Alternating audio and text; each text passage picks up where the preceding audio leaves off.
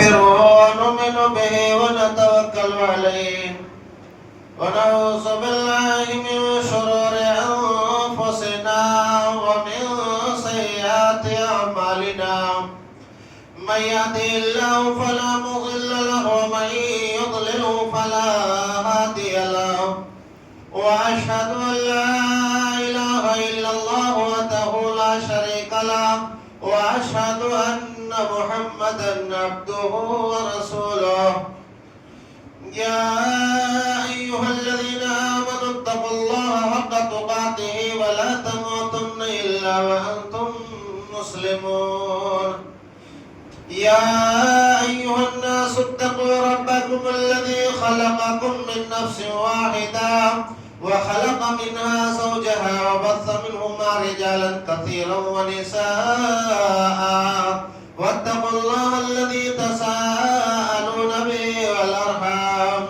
إن الله كان عليكم رقيبا يا أيها الذين آمنوا اتقوا الله وقولوا قولا سديدا يصلح لكم أعمالكم ويغفر لكم ذنوبكم ومن يطع الله ورسوله فقد فاز فوزا عظيما أما بعد فإن خير الحديث كتاب الله وخير الهدي هدي محمد صلى الله عليه وسلم وشر الأمور محدثاتها وكل محدثة بدعة وكل بدعة ضلالة وكل ضلالة في النار.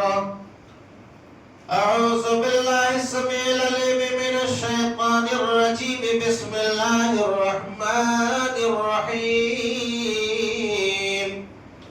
ومن آياته أن خلق لكم من أنفسكم أزواجا لتسكنوا إليها وجعل بينكم مودة ورحمة. وقال النبي صلى الله عليه وسلم يا معشر الشباب من استطاع منكم الباءة فليتزوج فإنه أغض للبصر وأحسن للفرج ومن لم يستطع فعليه بالصوم فإنه له وجاء. رب اشرح لي صدري ويسر لي أمري واحلل عقدة من لساني يفقهوا قولي. رب زدني علما. سبحانك لا علم لنا إلا ما علمتنا إنك أنت العليم الحكيم. دینی اور ملی بھائیوں، بزرگوں، نوجوان ساتھیوں، پردہ نشین اسلامی ماں اور بہنوں، ہر قسم کی تعریف، بڑائی و بزرگی، عظمت و کبریائی اللہ وحدہ لا شریک لہ کے لیے لائق و سزاوار ہے، جس نے ہمیں اور آپ کو اس دار فانی کے اندر پیدا کیا اور پیدا کرنے کے بعد اپنی بے شمار نعمتیں بھی ہمیں اور آپ کو عطا فرمائی. پیدا ہو انگنت اور بے شمار درود و سلام نازل ہو اللہ کے تمام انبیاء و رسول پر، بالخصوص نبی آخر الزمان آمنہ کے لال تاجدار مدینہ جناب محمد رسول اللہ صلی اللہ علیہ وسلم پر، جن کے ذریعے سے اللہ کا یہ دین ہم اور آپ تک پہنچا ہے. دینی اور ملی بھائیوں، آج کے اس مختصر سے خطبہ جمعہ میں جس موضوع کے تحت قرآن و سنت کی روشنی میں کچھ باتیں عرض کرنے کی کوشش کر رہا ہوں، وہ ہے نکاح اور کامیاب ازدواجی زندگی. اللہ سے دعا ہے کہ اللہ تبارک و تعالیٰ مجھے حق بات کہنے کی، ہم تمام لوگوں کو حق بات سننے کی اور کہنے سننے کے ساتھ ساتھ اللہ تعالیٰ ہمیں عمل کرنے کی توفیق عطا فرمائے. آمین. دینی اور ملی بھائیوں، اللہ تبارک و تعالیٰ قرآن پاک میں ارشاد فرماتا ہے وَمِنْ آيَاتِهِ أَنْ خَلَقَ لَكُم مِّنْ أَنفُسِكُمْ أَزْوَاجًا لِتَسْكُنُوا إِلَيْهَا وَجَعَلَ بَيْنَكُم مَّوَدَّةً وَرَحْمَةً. اللہ تعالیٰ کی بے شمار نشانیوں میں سے ایک اہم نشانی یہ ہے کہ اللہ نے تمہیں میں سے تمہارے لیے جوڑا پیدا کیا ہے. یہ اللہ کا سسٹم ہے, اللہ کا نظام ہے. جب سے دنیا قائم ہوئے ہے اللہ تعالیٰ نے حضرت آدم علیہ السلام اور حضرت حوا کے ذریعے سے اللہ تعالیٰ نے یہ نظام اور سسٹم بنایا کہ اللہ تعالیٰ انہیں کے ذریعے سے اللہ تعالیٰ جوڑے پیدا کرتا ہے. اللہ تعالیٰ اسی چیز کا تذکرہ کر رہا ہے قرآن پاک میں کہ اللہ کی نشانیوں میں سے ایک نشانی یہ ہے کہ اللہ نے تمہیں میں سے تمہارے لیے جوڑا پیدا کیا ہے. اور پیدا کرنے کا مقصد اللہ نے فرمایا لِتَسْكُنُوا إِلَيْهَا, تاکہ تم اپنی بیوی کے ذریعے سے سکون حاصل کرو. وَجَعَلَ بَيْنَكُمْ مَوَدَّةً وَرَحْمَةً, اور اللہ نے تمہارے درمیان اور تمہاری بیوی کے درمیان اللہ نے باہمی الفت و محبت بھی پیدا کر دی. ایک اجنبیہ عورت اور ایک اجنبی مرد جب آپس میں ایک دوسرے سے ملتے ہیں تو اللہ تعالیٰ ان دونوں کے اندر کس قدر اتھاہ محبت ڈال دیتا ہے, دونوں ایک دوسرے کے لیے سب کچھ قربان کرنے کے لیے تیار ہو جاتے ہیں. یہ اللہ تعالیٰ کا نظام ہے, اللہ تعالیٰ کا سسٹم ہے کہ اللہ تعالیٰ نے جہاں ہمیں اور آپ کو رہنے, کھانے, سونے, اٹھنے, اوڑھنے, بچھانے, اسی طریقے سے ضرورت کی ساری چیزوں کو جہاں اللہ نے عطا کیا, وہی اللہ نے ہمارے لیے ہماری بیوی بھی پیدا کیا ہے. میرے بھائیوں, ان بیویوں کے ذریعے سے, عورتوں کے ذریعے سے شوہروں کو کس قدر سکون و اطمینان حاصل ہوتا ہے. یہ اللہ تعالیٰ کا بے پایا کرم اور احسان ہے کہ اللہ تعالیٰ کو اس بات کا بخوبی پتا ہے کہ ہمارے بندوں کو کن کن چیزوں کی ضرورت ہے, اور وہ ساری چیزیں اللہ نے ہمیں اور آپ کو عطا کی.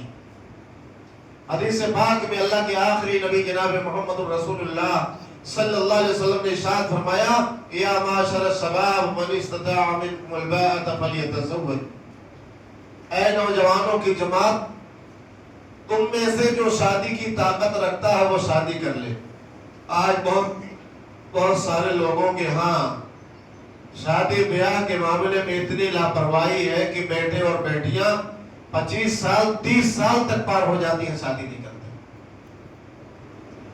اللہ کے نبی صلی اللہ علیہ وسلم فرماتے ہیں تم میں سے جو شادی کی طاقت رکھتا ہے وہ شادی کر لے, فَإِنَّهُ أَغَضُّ لِلْبَصَرِ, اس لیے کہ شادی جو ہے یہ انسان کی نگاہ کو جھکا دیتی ہے. جب تک آدمی کی شادی نہیں ہوتی ہے ادھر سے ادھر دیکھتا رہتا ہے, نظریں لڑاتا ہے. انسانی فطرت ہے خطا کرنا, لیکن اللہ کے نبی صلی اللہ علیہ وسلم فرماتے ہیں جب شادی کر لیتا ہے تو شادی اس کی نگاہوں کو جھکا دیتی ہے. فَإِنَّهُ أَغَضُّ لِلْبَصَرِ وَأَحْسَنُ لِلْفَرْجِ, اور شرمگاہ کی حفاظت کا باعث اور ذریعہ.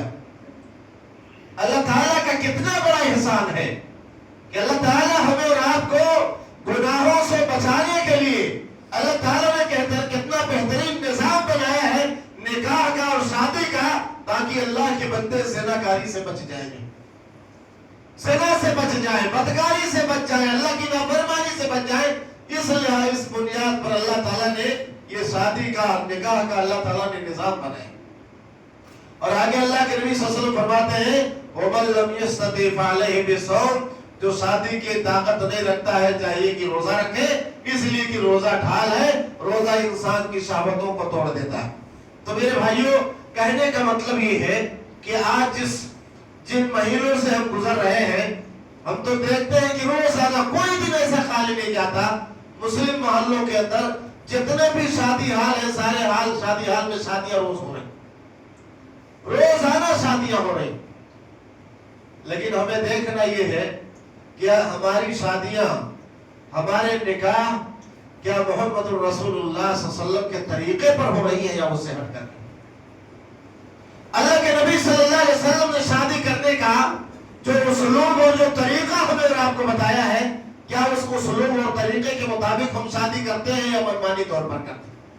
اللہ کے آخری نبی جناب محمد رسول اللہ صلی اللہ علیہ وسلم نے فرمایا اذا اتاکم من ترضون خلقه ودینه فزوجوه الا تفعلوه تكن فتنة في الارض وفساد. اللہ کے نبی صلی اللہ علیہ وسلم نے پوچھا, فرمایا کہ جب تمہارے پاس ایسا انسان رشتہ لے کر کے آئے جس کے اچھے اخلاق سے اور اس کی دینداری سے راضی ہو تو ایسی جگہ رشتہ کر دیا. آپ کے پاس رشتہ لانے والا چاہے وہ لڑکی کے لیے رشتہ لایا ہو یا لڑکے کے لیے, آج تو ہندوستان میں ایک طرفہ معاملہ, ہر کوئی لڑکا ڈھونڈ رہا ہے, ہر کوئی لڑکا ڈھونڈ, جس کے بھی زبان سے پوچھئے مولوی صاحب آپ ممبئی میں چلتے پھرتے ہیں، ذرا کوئی لڑکا ہو تو بتائیے۔ میرے بھائیوں آپ کے پاس بھی لڑکے ہیں، آپ یہ کہیں کہ مولوی صاحب کوئی دیندار لڑکی بتائیے، کوئی دیندار اور اچھی لڑکی بتائیے، ہمیں اپنے بیٹے کا نکاح کرنا۔ لیکن ہر کوئی لڑکا پوچھتا ہے، لڑکی کوئی نہیں پوچھتا۔ کیوں؟ لڑکے کے لیے ہمارا لڑکا جو ہے جس کی غرض ہوگی وہ خود چل کر کے آئے گا، اور جتنا ہی لمبا بڑا کوٹیشن ڈالے گا اسی کا کوٹیشن قبول کر لیا جائے گا۔ جو جتنا ہی زیادہ مال دولت روپیہ پیسہ گھر بنگلہ جو دے گا اسی کے رشتے کو تسلیم کر لیا جائے گا۔ اس بنیاد پر ہر کوئی لڑکا ڈھونڈ رہا ہے، لڑکی کو کوئی نہیں ڈھونڈ رہا۔ اللہ کے نبی صلی اللہ علیہ وسلم کیا فرماتے ہیں؟ جب تمہارے پاس کوئی ایسا آدمی رشتہ لے کر کے آئے جس کے اچھے اخلاق اور دینداری سے راضی ہو، رشتہ کر دیا کرو۔ میرے بھائیوں صرف خوبصورتی نہ دیکھو، صرف مالداری نہ دیکھو، صرف اعلیٰ خاندان نہ دیکھو، اگر دیکھنا ہے تو دینداری دیکھو۔ آج اگر وہ فقیر ہے، غریب ہے، محتاج ہے،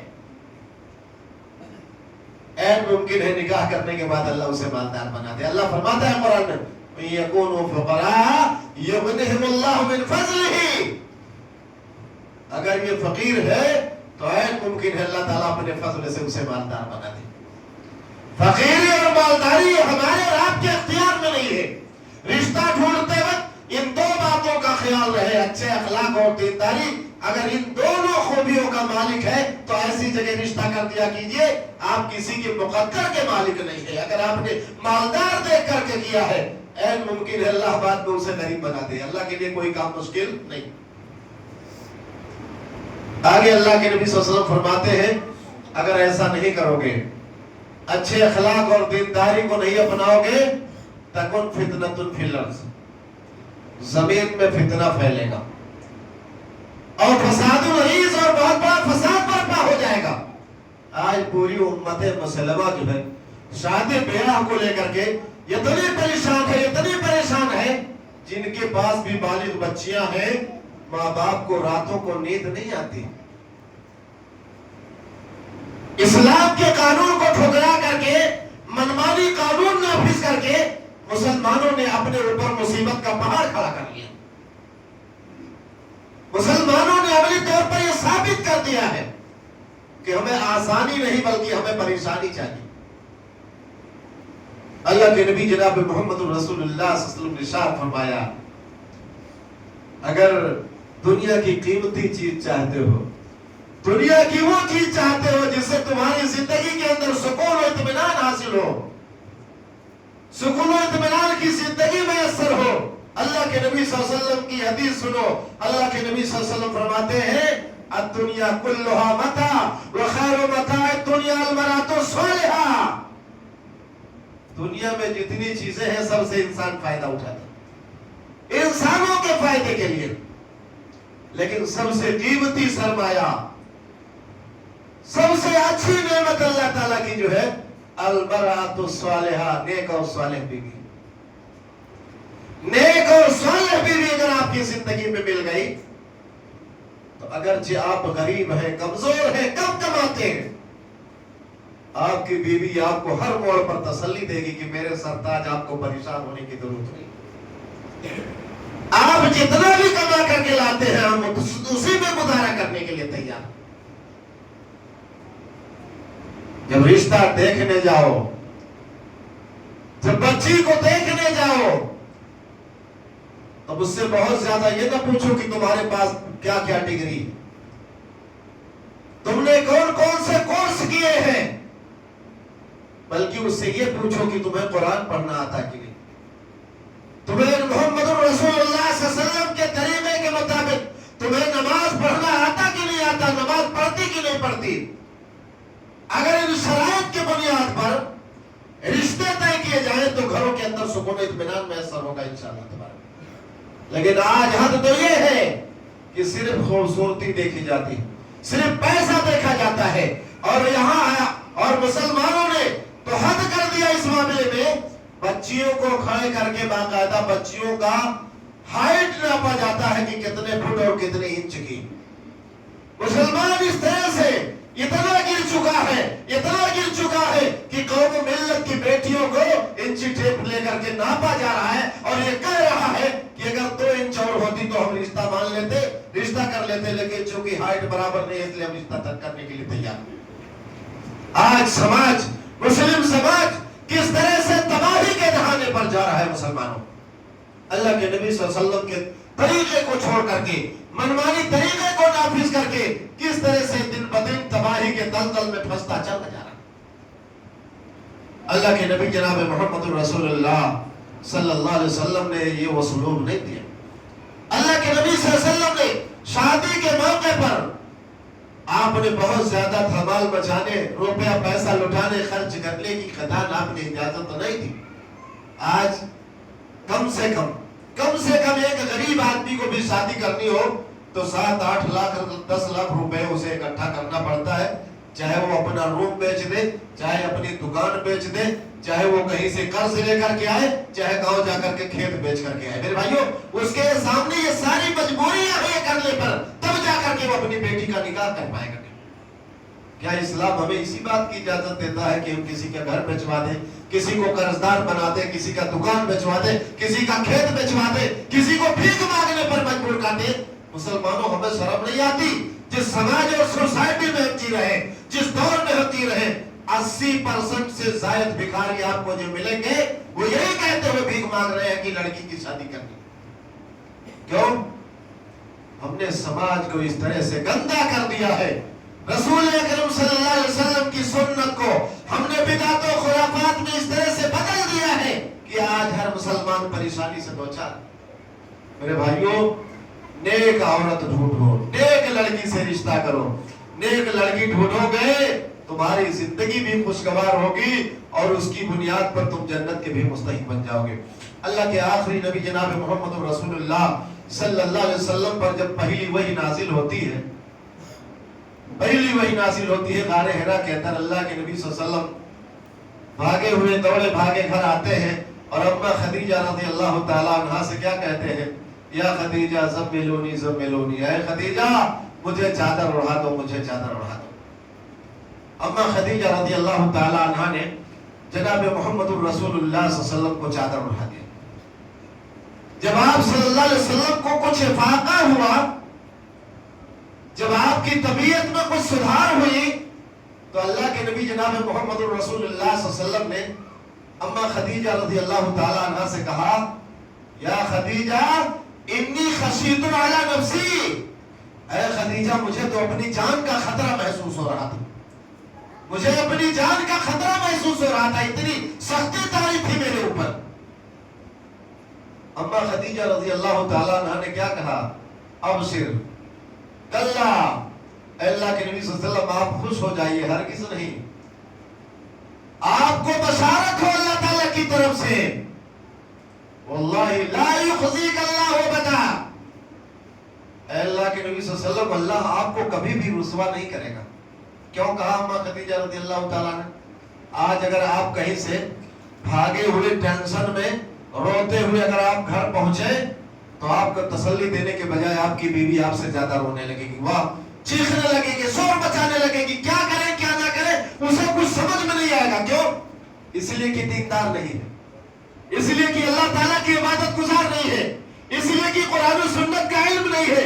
اما خدیجہ رضی اللہ تعالیٰ عنہ نے اللہ کے نبی صلی اللہ علیہ وسلم کو تسلی دی اور کہا، اے اللہ کے نبی صلی اللہ علیہ وسلم آپ خوش ہو جائیے، اللہ آپ کو کبھی بھی رسوا نہیں کرے گا۔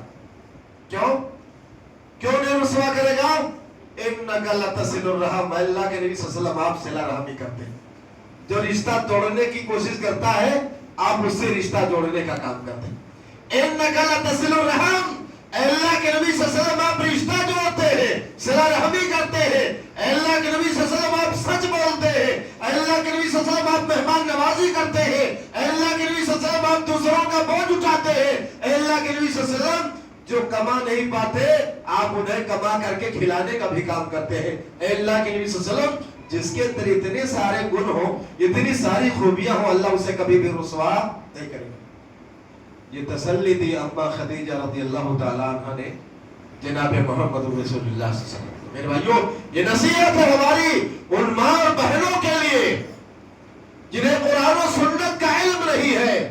अगर शौहर कहीं बाहर से किसी टेंशन में आए, बहुत ज्यादा गमों में चूर हो, बहुत ज्यादा फिक्र में मगन हो, तो ऐसी सूरत में आपकी ये जिम्मेदारी बनती है कि आप अपने शौहर को तसल्ली दें कि आपको परेशान होने की जरूरत नहीं, आपको परेशान होने की जरूरत नहीं। आप किसी के कर्जदार हैं, आप अदा नहीं कर पा रहे हैं, लीजिए ये हमारा जेवर आपके सामने पेश है, आप इसे बेच करके अपना कर्ज उतार दें, लेकिन आपको बेचैन होने की जरूरत नहीं।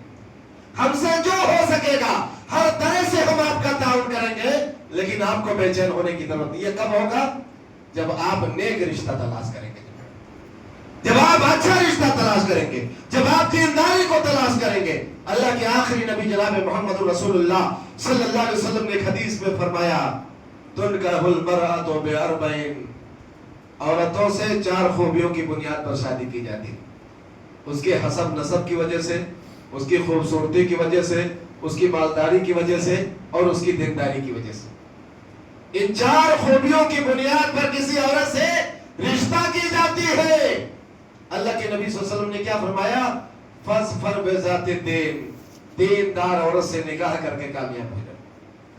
कामयाबी की ज़मानत दीनदारी में है।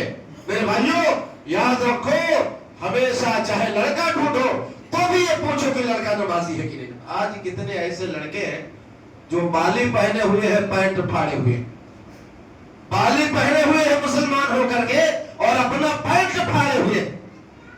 उनकी शादी अच्छे घराने में, ऊंचे मालदार घराने में हो जाए। क्यों? माल की बुनियाद। उनके पास माल, उनके पास माल। एक सादा साधारण संजीदा किस्म का लड़का जो न कान छेदाए हुए है, न पैंट फाड़े हुए है, लेकिन उसे कोई अच्छी लड़की इसलिए नहीं मिलती कि उसके पास माल नहीं, उसके पास माल। अल्लाह के नबी सल्लल्लाहु अलैहि वसल्लम क्या फरमाते हैं? फज़फर बिज़ाति दीन तरबत यदाक। अल्लाह के नबी सल्लल्लाहु अलैहि वसल्लम फरमाते हैं, दीनदार औरत से निकाह करके कामयाब हो जाओ। लड़की और लड़का जब भी तलाश करें तो दीनदारी शर्त होनी चाहिए मेरे भाइयों, नहीं तो रिश्ता किसी भी सूरत में चलेगा नहीं। रोजाना लड़ाई झगड़े की नौबत आएगी, रोजाना घर में मारपीट होगी। कब? जब दीनदारी रिश्ते में नहीं होगी। इसी तरीके से अल्लाह के आखिरी नबी जनाब मोहम्मद रसूलुल्लाह सल्लल्लाहु अलैहि वसल्लम एक दूसरी हदीस में फरमाते हैं, सलासुन हक़्क़ुन अलल्लाहि औनहुम। 3 किस्म के लोग ऐसे हैं जिनकी मदद अल्लाह पर वाजिब है। 3 किस्म के लोगों की अल्लाह वाजिबी तौर पर मदद करता है। वो कौन है 3 किस्म के लोग? अल मुजाहिद फी सबीलिल्लाह, अल्लाह के दीन को, अल्लाह के कलमे को बुलंद करने के लिए कोशिश करने वाला, अल्लाह उसकी वाजिबी तौर पर मदद करता है। जो अल्लाह के कलमे को बुलंद करना चाहता है, अल्लाह के दीन के लिए कोशिश और जद्दोजहद करता है, अल्लाह के नबी सल्लल्लाहु अलैहि वसल्लम फरमाते हैं, अल्लाह की मदद ऐसे बंदे के लिए वाजिब है। वल मुकातब अल्लज़ी युरीदुल अदा, और वो मुकातब गुलाम, मुकातब गुलाम उस गुलाम को कहते हैं क्योंकि गुलामी का दौर नहीं रहा। पहले जब कुफ्र और इस्लाम के दरमियान जब जिनको जिदाल होते थे, जो पकड़ के लाए जाते थे उन्हें गुलाम बनाया जाता था, जो औरतें होती थी उन्हें लौंडी बनाया जाता था। तो वो मुकातब गुलाम जो अपने मालिक से ये लिखवा ले कि मैं इतना रकम अदा करके आपसे आजाद हो जाऊंगा, मैं इतना रकम अदा करके आपसे आजाद हो जाऊंगा, अगर उसकी नीयत अदा करने की है तो अल्लाह के नबी सल्लल्लाहु अलैहि वसल्लम फरमाते हैं, अल्लाह उस गुलाम की भी मदद करता है, अल्लाह उस गुलाम की भी मदद करता है। और तीसरा वो आदमी अन्नाकिह अल्लज़ी युरीदुल अफ़ाफ़, वो निकाह करने वाला जो निकाह के जरिए से पाकदामनी चाहता है, जो निकाह के जरिए से अपने निगाहों को झुका लेता है, निकाह के जरिए से और अपने शर्मगाह की हिफाजत कर लेता है। अल्लाह के नबी सल्लल्लाहु अलैहि वसल्लम फरमाते हैं, अल्लाह की मदद ऐसे बंदे पर भी वाजिब हो जाती है, अल्लाह की मदद ऐसे बंदे पर भी वाजिब हो जाती है। मेरे भाइयों, तो कहने का मतलब ये है कि मोहम्मद रसूलुल्लाह सल्लल्लाहु अलैहि वसल्लम के जो तालीमात हैं, जो आप सल्लल्लाहु अलैहि वसल्लम ने अमली तौर पर उम्मत को करके दिखाया है, और जो सहाबा ने शादियां करके दिखाई हैं, वो हमारे और आपके लिए नमूना है, हमारे और आपके लिए उसवा है। हमें और आपको अल्लाह के नबी सल्लल्लाहु अलैहि वसल्लम के तरीके के मुताबिक और आपके सहाबा ने जो करके दिखाया है, हमें और आपको उसी तरीके पर निकाह करनी चाहिए। हजरत अनस रज़ियल्लाहु ताला अन्हु बयान करते हैं, آپ اندازہ لگائیں کہ نکاح کتنا آسان ہے، نکاح کتنا آسان ہے۔ حضرت انس بن مالک رضی اللہ تعالیٰ عنہ بیان کرتے ہیں کہ ایک مرتبہ حضرت ابو طلحہ جو ابھی مسلمان نہیں ہوئے تھے، انہوں نے حضرت ام سلیم رضی اللہ تعالیٰ عنہ کو پیغام نکاح بھیجا، شادی کا پیغام بھیجا، کہا کہ میں ام سلیم سے شادی کرنا چاہتا ہوں۔ حضرت ام سلیم رضی اللہ تعالیٰ عنہ نے جواب میں کیا کہا؟ کہا اے ابو طلحہ تم تو ایسے انسان ہو جنہیں ٹھکرایا نہیں جا سکتا، تمہارے اخلاق اچھے ہیں، تمہارے کارنامے اچھے ہیں، تمہارے اندر ساری خوبیاں ہیں، لیکن فرق صرف اتنا ہے کہ میں مومنہ ہوں اور تم کافر ہو، میں مومنہ ہوں، میں مسلمان ہوں اور تم کافر ہو۔ کہا ہے ابو طلحہ اگر تم اسلام قبول کر لو تو تمہارا اسلام قبول کرنا میرے لیے حق مہر ہو جائے گا، اللہ مجھے مہر میں تمہیں کچھ نہیں دینا ہوگا، اگر میرے کہنے کی وجہ سے تم اسلام قبول کر لیتے ہو تو ابو طلحہ یہی میرا حق مہر ہو جائے گا۔ یہ حضرت ام سلیم رضی اللہ تعالیٰ عنہ نے حضرت ابو طلحہ رضی اللہ تعالیٰ عنہ کو یہ میرے بھائیوں صلاح مشورہ دیا اور معاملہ ویسے ہی ہوا۔ حضرت ابو طلحہ رضی اللہ تعالیٰ عنہ نے اسلام قبول کیا اور ام سلیم رضی اللہ تعالیٰ عنہ سے نکاح کیا اور ان کا اسلام قبول کرنا ہی حق مہر ثابت ہوا۔ یہ کتنی بڑی نصیحت ہے ہماری ان ماں اور بہنوں کے لیے جو آج نکاح نہ کر کے غیروں کے ساتھ جو ہے، غیروں کے ساتھ پوری قوم و ملت کا سر جھکا دیتی ہے غیروں کے ساتھ شادیاں کر کے، کہ ایک ہماری وہ مائیں تھی، ہماری وہ بہنیں تھی جو خود دوسروں کو اسلام کی دعوت دیتی تھی، دوسروں کو دائرہ اسلام میں لانے کے لیے کیسا حربہ بناتی تھی، اور آج ہماری قوم و ملت کی بہن بیٹیاں آج غیروں کے ساتھ شادی کر کے پورے سماج، پورے سوسائٹی اور پورے قوم و ملت کا سر جھکانے پر مجبور کر۔ میرے بھائیوں یاد رکھو شادی جتنا ہی مشکل ہوگا زنا اتنا ہی آسان ہو جائے گا، شادی جتنا ہی مشکل ہوگا زنا اتنا ہی آسان ہو جائے گا، اس لیے نکاح کو آسان بناؤ۔ اللہ کے نبی جناب محمد رسول اللہ صلی اللہ علیہ وسلم نے فرمایا ان اعظم النکاح برکۃ ایسرھا مؤونہ، سب سے بابرکت نکاح وہ ہے جس میں سب سے کم خرچ ہو۔ کوئی ضروری تھوڑی ہے کہ آپ جس محلے میں رہتے ہیں سارے لوگوں کو دعوت کھلائیں گے تبھی آپ کی شادی مانی جائے گی۔ عجیب حال ہے مسلمانوں کا، لاک ڈاؤن کے اندر پرشاسن کے ڈر سے لوگ مختصر طور پر نکاح کر لیا کرتے تھے۔ لاک ڈاؤن میں شادیاں ہوتی تھی اور چپ گپ میں تھوڑے لوگوں میں ہو جاتی تھی، لیکن اللہ کے ڈر سے اسے کرنے کے لیے تیار نہیں مسلمان۔ اللہ کے ڈر سے کہ اللہ کا قانون کیا ہے، محمد رسول اللہ صلی اللہ علیہ وسلم کا طریقہ کیا ہے، اللہ کے ڈر سے کوئی کام کرنے کے لیے مسلمان تیار نہیں۔ میرے بھائیو اللہ کے نبی صلی اللہ علیہ وسلم نے فرمایا ان اعظم النکاح برکۃ ایسرھا مؤونہ، سب سے بابرکت نکاح وہ ہے جس میں سب سے کم خرچ ہوا۔ اللہ نے بھلے آپ کو نوازا ہے، آپ اربوں پتی ہیں، لیکن نکاح میں اس طرح سے پیسے لٹانے کی شریعت آپ کو اجازت نہیں دیتی۔ شادیوں میں کوئی 30 لاکھ 40 لاکھ 50 لاکھ کروڑ روپے خرچ کر رہا ہے آج مسلمان، لیکن ابھی اللہ کے گھر کے لیے، اللہ کے دین کے لیے کہہ دیا جائے تو 1000 روپیہ دینا بڑا مشکل ہو جائے گا۔ وہاں دنیاوی طور پر اسے نام کمانا ہے کہ لوگ کہیں گے کہ ہم تو ایسی شادی میں گئے تھے جس میں کسی قسم کی کوئی کمی نہیں، بہت سارے نام کما رہا ہے، لوگوں کا اسے خیال ہے۔ اگر ہم نے آسان طریقے سے کم تعداد میں ہم نے رشتہ کر لیا تو لوگ کیا کہیں گے؟ لوگوں کے لحاظ میں رسول اکرم صلی اللہ علیہ وسلم کی سنتوں سے کھلواڑ کریں۔ غور کرو مسلمانوں، یہاں تم کہہ رہے ہو لوگ کیا کہیں گے، کل اللہ تم سے کیا کہے گا، کیا جواب دو گے رب العالمین کو؟ محمد رسول اللہ صلی اللہ علیہ وسلم نے کیسے نکاح کیا؟ حضرت آپ صلی اللہ علیہ وسلم نے خود اپنی شادیاں کی، اپنے بچوں اپنے بیٹیوں کی شادی کی۔ حضرت فاطمہ رضی اللہ تعالیٰ عنہ کا نکاح اللہ کے نبی صلی اللہ علیہ وسلم نے حضرت علی سے کر دیا۔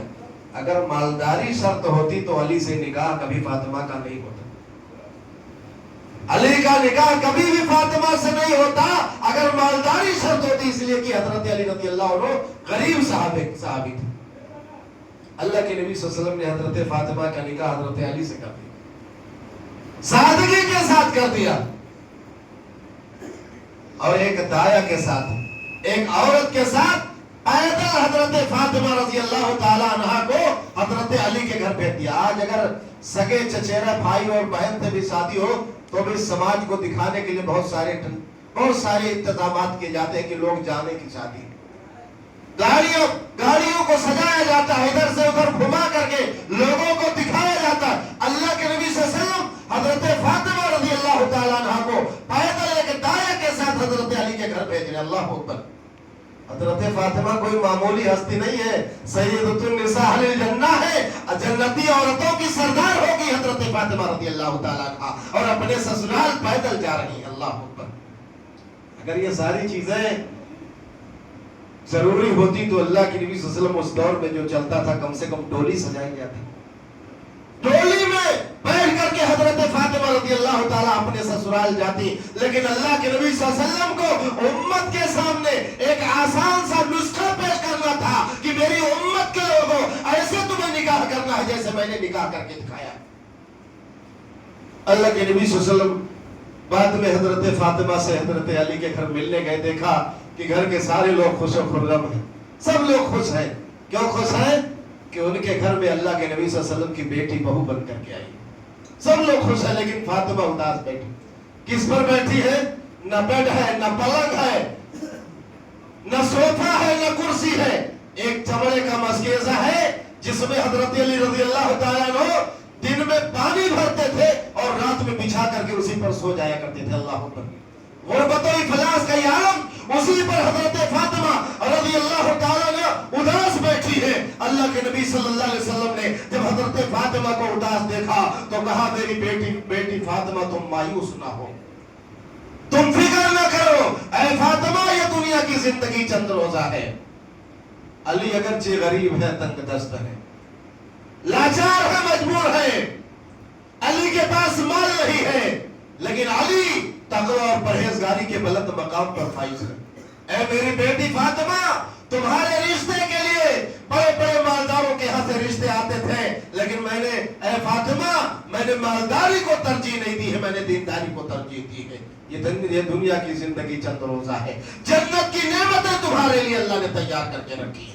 میرے بھائیوں، ہر ماں باپ کی یہ کوشش ہو، چاہے آپ کے بیٹے ہو چاہے بیٹیاں ہو، کوشش یہ ہو کہ رشتہ دینداری کی بنیاد پر کیا جائے۔ اللہ اگر عزت دینا چاہے گا تو اللہ غریبی میں عزت دے گا، اور اللہ اگر ذلیل کرنا چاہے گا تو مالداری میں بھی اللہ ذلیل کر دے گا۔ بہت سارے مالداروں کی بیٹیاں بھی اپنے گھروں سے بغیر نکاح کے چل دیا کرتی اور ماں باپ کے سروں کو جھکا دیتی۔ تو یاد رکھیں، شادی میں صرف دو چیزیں، ایک نکاح اور دوسرا ولیمہ۔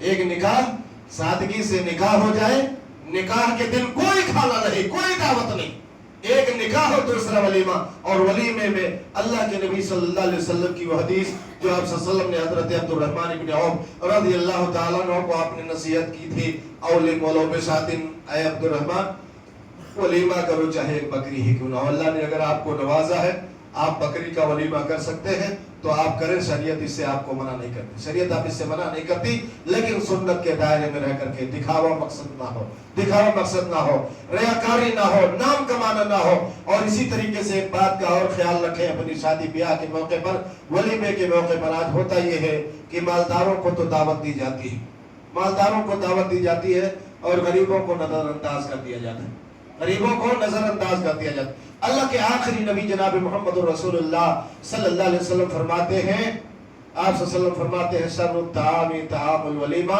یدعى لها الاغنیاء ويترك الفقراء۔ اللہ کے نبی صلی اللہ علیہ وسلم فرماتے ہیں سب سے بدتر ولیمہ، سب سے بیکار دعوت وہ ہے، سب سے بیکار کھانا وہ ہے جس دعوت میں مالداروں کو بلایا جائے اور غریبوں کو چھوڑ دیا جائے، مالداروں کو بلایا جائے اور غریبوں کو چھوڑ دیا جائے۔ اللہ کے نبی صلی اللہ علیہ وسلم نے فرمایا کہ وہ سب سے بدتر ولیمہ ہے۔ M P M L A آ جاتے ہیں دعوت میں، بڑے بڑے منکری آتے ہیں دعوت میں، لیکن پڑوس میں رہنے والا ایک غریب آدمی جو امید لگائے تھا کہ میرے وہ پڑوسی کے لڑکے کا ولیمہ ہوگا تو ضرور مجھے اچھا کھانا کھانے کو ملے گا، لیکن اسے میسر نہیں ہوں، اسے نہیں پوچھا جا رہا، اسے حقیر سمجھ کر کے نظر انداز کر دیا جاتا۔ اللہ کے نبی صلی اللہ علیہ وسلم فرماتے ہیں سب سے بدتر ولیمہ وہ ہے جس میں مالداروں کو بلایا جائے اور غریبوں کو چھوڑ دیا جائے، نہ بلایا جائے۔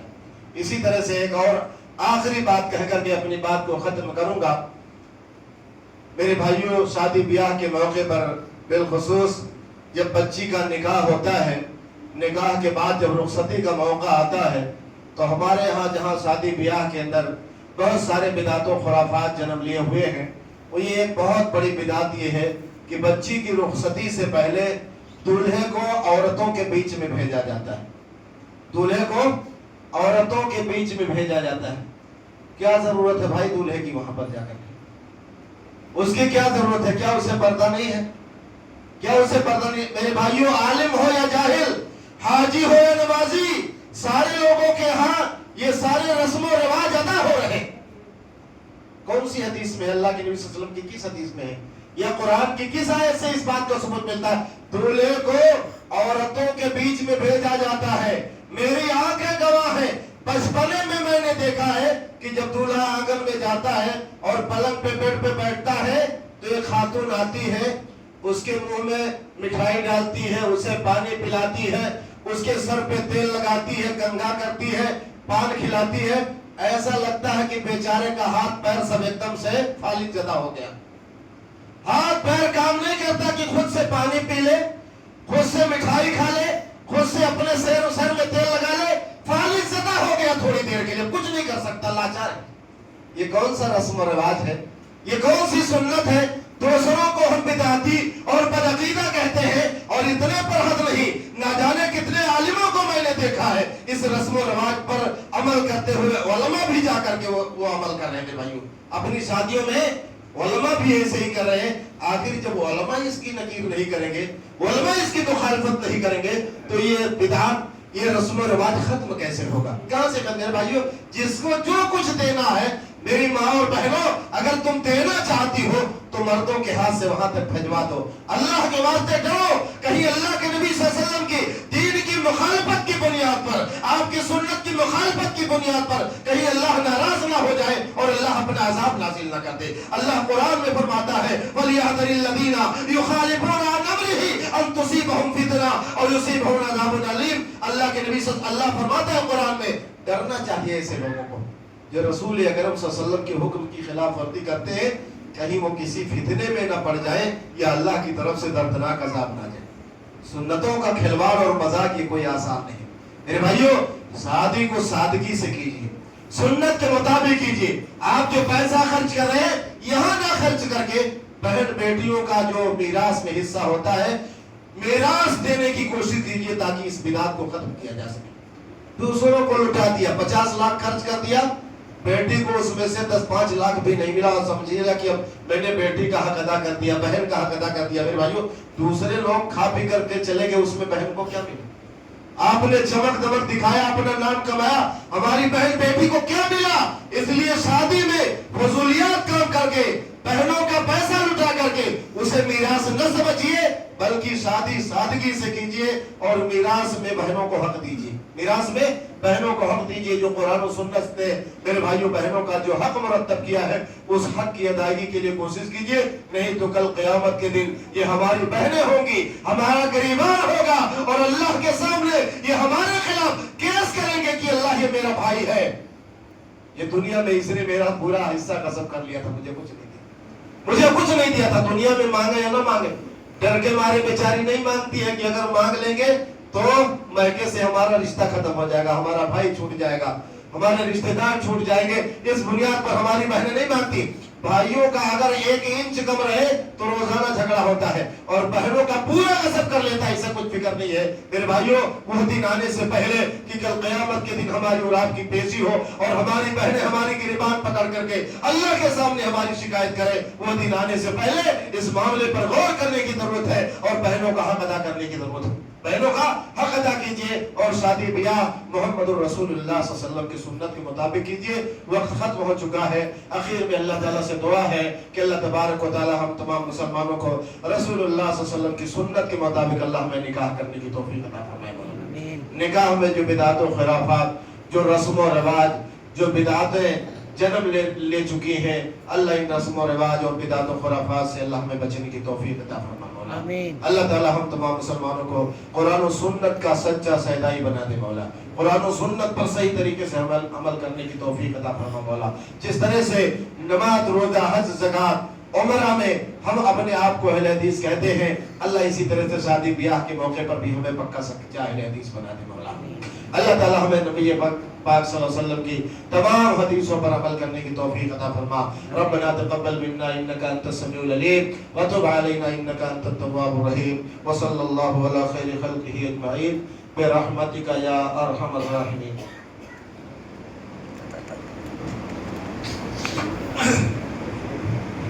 ان الحمد لله نحمده ونستعينه ونستغفره ونؤمن به ونتوكل عليه ونعوذ بالله من شرور انفسنا ومن سيئات اعمالنا، من يهده الله فلا مضل له ومن يضلل فلا هادي له، واشهد ان لا اله الا الله وحده لا شريك له، واشهد ان محمدا عبده ورسوله، اما بعد فان خير الحديث كتاب الله وخير الهدي هدي محمد صلى الله عليه وسلم، وشر الامور محدثاتها وكل محدثة بدعة وكل بدعة ضلالة وكل ضلالة في النار۔ اعوذ بالله السميع العليم من الشيطان الرجيم، بسم الله الرحمن الرحيم۔ ان الله وملائكته يصلون على النبي يا ايها الذين امنوا صلوا عليه وسلموا تسليما۔ اللهم صل على محمد وعلى ال محمد كما صليت على ابراهيم وعلى ال ابراهيم انك حميد مجيد۔ اللهم بارك على محمد وعلى ال محمد كما باركت على ابراهيم وعلى ال ابراهيم انك حميد مجيد۔ عباد الله رحمكم الله، ان الله يأمر بالعدل والإحسان وإيتاء ذي القربى وينهى عن الفحشاء والمنكر والبغي يعظكم لعلكم تذكرون۔ اذكروا الله يذكركم وادعوه يستجب لكم ولذكر الله أكبر والله يعلم ما تصنعون۔